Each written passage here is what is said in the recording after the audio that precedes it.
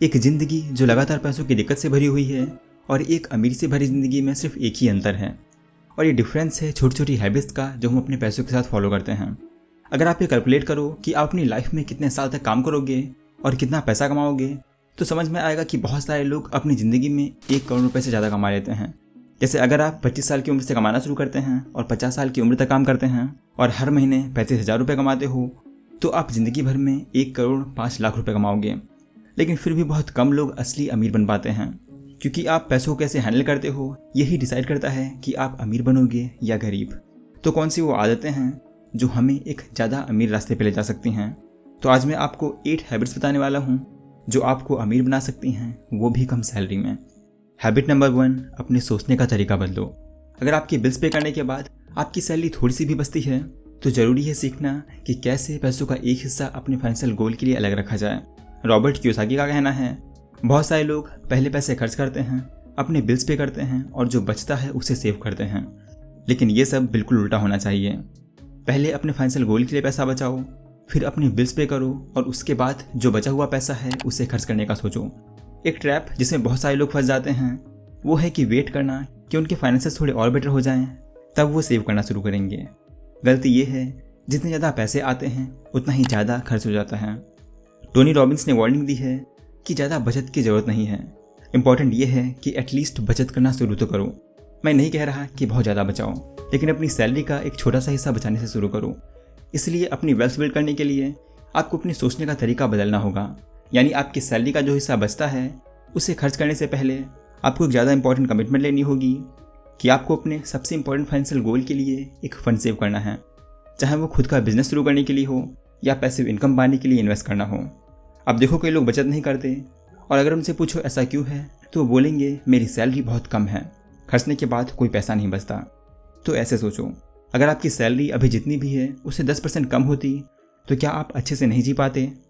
ज़्यादातर केस में आपको 10% सैलरी के कम होने से कोई भी फ़र्क नहीं पड़ेगा, तो बस उस 10% को ही सेव करने से शुरू करो। और अगर आप उन लोगों में से हैं जिनकी सैलरी अगर 10% भी कम हो जाए तो बहुत फ़र्क पड़ेगा, तो पहले आपको कोई दूसरी नौकरी ढूंढनी चाहिए, क्योंकि इतना टाइट बजट काफ़ी खतरनाक है। हैबिट नंबर 2, मेंटलाइज और विजुअलाइज करो कि आप कितना आगे जाना चाहते हो। जैसे कि हाई परफॉर्मेंस एथलीट्स करते हैं, अपने आप को बार बार अपनी जीत में इमेजिन करके, यानी कि जानो कि आप क्या चाहते हो, कि पैसे आपके लिए क्या करें। इससे आपकी गोल्स अचीव करने की पॉसिबिलिटी ज़्यादा होती है। फाइनेंस के एक्सपर्ट हमेशा उन लोगों को सजेस्ट करते हैं जो फ्यूचर के लिए सेव कर रहे हैं। शुरुआत एक प्लान और स्पेसिफिक गोल के साथ करें। इसका मतलब है जानना कि आपको अपने गोल को एक स्पेसिफिक टाइम के अंदर अचीव करना है, और उससे भी ज़रूरी जो आप सेव कर रहे हैं वो क्यों कर रहे हैं। एग्जाम्पल के लिए आपका एक गोल हो सकता है आप इमरजेंसी के लिए 6 महीने का खर्च सेव करें, या फिर एक बड़े इवेंट के लिए जैसे कि घर खरीदना। जब भी हमारे दिमाग में एक स्पेसिफिक गोल होता है, ये हमें बेहतर तरीके से सेव करने में मदद करता है, चाहे वो इमरजेंसी फंड के लिए हो या फाइनेंशियल फ्रीडम के लिए। जो भी हो, एक गोल रखो। हैबिट 3, अपने खुद के रूल्स बनाएं। देखो क्या होता है, जब हम फालतू की चीज़ों पे पैसे खर्च करते हैं तो ये हम बहुत खुशी, डर या प्रचार के चलते करते हैं। तो इन चीज़ों से बचने के लिए जब आप अच्छे माइंड में हों तो खुद के लिए कुछ नियम बनाएं जो आप हमेशा फॉलो करेंगे। जैसे आप एक नियम बना सकते हैं कि आप फालतू चीज़ों पे 5,000 रुपये से ज़्यादा नहीं लगाएंगे। अच्छी खबर ये है कि आप कुछ रूल्स बना सकते हैं जो सिर्फ आपके लिए काम करते हैं। ऐसे रूल्स, ट्रिक्स और स्ट्रैटेजी जो हम अपने लिए इम्प्लीमेंट करते हैं, जैसे कि एक मील यानी बाहर के खाने पर एक बार में 1500 से ज़्यादा खर्च ना करना, एक क्लोथिंग आइटम पर 2000 से ज़्यादा खर्च ना करना, एक नया स्मार्टफोन सिर्फ तभी खरीदना जब वो वाकई ज़रूरी हो। ये सब हमारी रोज़मर्रा के डिसीजन मेकिंग को काफ़ी सिंप्लीफाई कर देते हैं। कुछ इकोनॉमिस्ट के हिसाब से ऐसे रूल्स इंप्लीमेंट करना अच्छी इकोनॉमिक हैबिट डेवलप करने में हेल्पफुल साबित हो सकता है। हैबिट 4, एक छुपे हुए करोड़पति की तरह जीना। देखो, सारे मिलियनियर्स बड़े बंगलोज में नहीं रहते या फरारी नहीं चलाते। असली बात यह है कि ज़्यादातर लोग इस मॉडल से काफ़ी अलग अपनी ज़िंदगी जीते हैं। थॉमस जे स्टैनली, जो the millionaire next door book के ऑथर हैं, उन्होंने मेंशन किया है कि मिलियनियर्स अपना पैसा वेस्ट नहीं करते हैं, बल्कि इसका उल्टा वो जो कुछ भी कमाते हैं उसका ज़्यादा हिस्सा बचाते हैं। और अगर हम ये देखें कि इसके फ़ायदे क्या हैं, तो जब आप अपने पैसे को किसी को नहीं दिखाते, अगर आप एक फरारी खरीदते हैं और आप कई लोगों को अट्रैक्ट भी कर लेते हैं और दोस्त बना लेते हैं, तो हो सकता है वो आपके अच्छे दोस्त ना हों, वो बस आपके पैसे देख के आए हों और पैसे जाने के साथ चले भी जाएं। तो अच्छा है पैसे का दिखावा मत करो, क्योंकि अच्छे लोग वैसे भी आपका पैसा देख के आपके पास नहीं आएंगे। Habit 5, managing cash flow. कितना पैसा आता है और कितना जाता है ये जानो। अगर आपको नहीं पता कि हर महीने आपके अकाउंट में कितना पैसा डिपॉजिट होता है तो आप ये नहीं जान पाओगे कि आपको अपने फाइनेंशियल गोल को अचीव करने के लिए कितना पैसा एलोकेट करना है। आपको अपने खर्च जानने की ज़रूरत है ताकि आप उन्हें कंट्रोल कर सकें, क्योंकि जानकारी ही पहला कदम है किसी भी परमानेंट बदलाव की तरफ।